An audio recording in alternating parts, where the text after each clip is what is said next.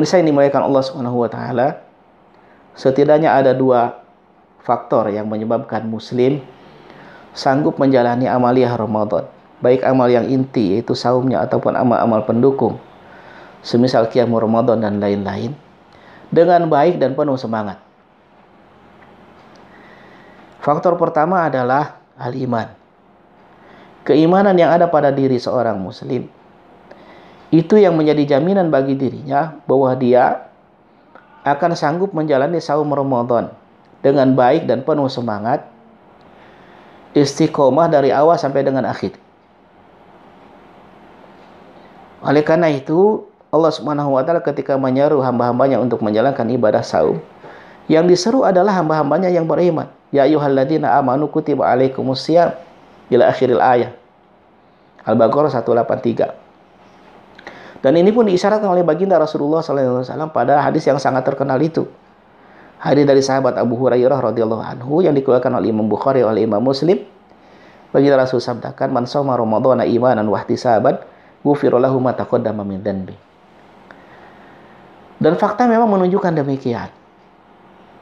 Pemirsa yang dimuliakan Allah Subhanahu wa taala, bahwa hanya dengan modal keislaman saja tidak menjadi jaminan bagi seseorang bahwa dia akan sanggup menjalani saum Ramadan, apalagi amal-amal pendukung, dengan baik dan penuh semangat.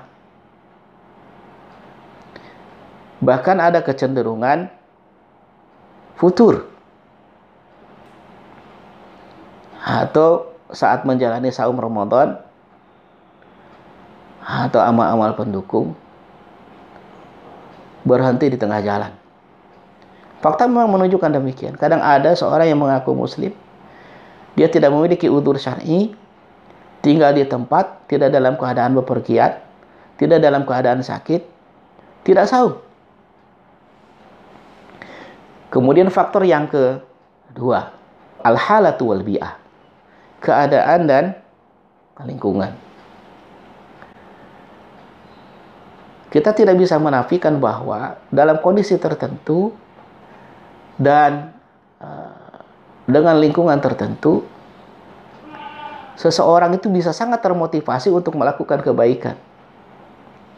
Bahkan bukan hanya sekedar termotivasi untuk melakukan kebaikan, ia cenderung siap untuk menerima kebenaran yang disampaikan oleh siapapun. Nah, ini faktor al-halatu wal bi'ah, keadaan dan lingkungan. Semisal mohon maaf ketika orang sedang melaksanakan ibadah haji, itu luar biasa. Siapapun orang yang melaksanakan ibadah haji itu berada pada keadaan itu. Belum lagi memang lingkungannya itu adalah lingkungan yang sedang dalam keadaan puncak zikir kepada Allah Subhanahu wa taala. Nah, pada Ramadan kali ini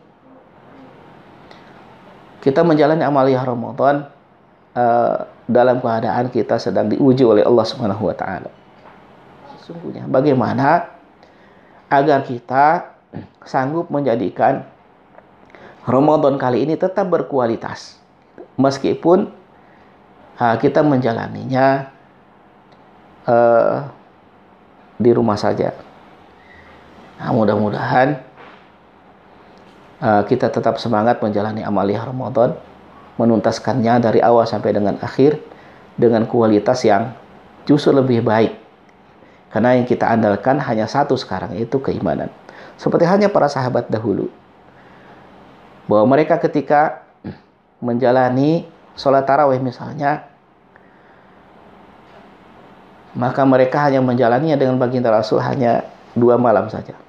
Namun coba kita lihat kualitas yang teramat dahsyat.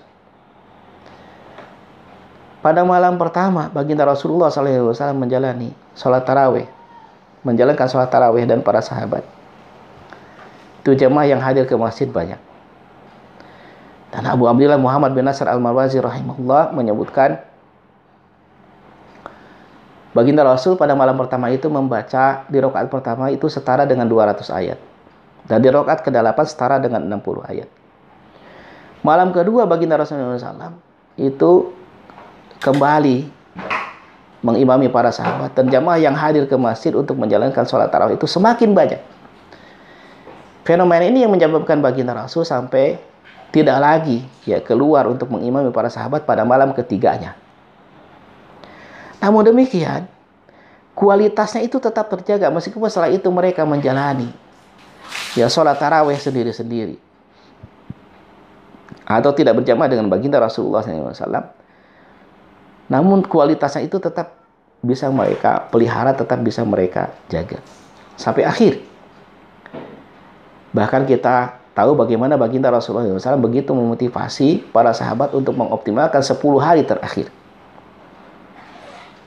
Meskipun sekali lagi di tengah wabah yang sedang diujikan oleh Allah Subhanahu wa taala kepada kita semua. Mudah-mudahan Ramadan kita tetap berkualitas.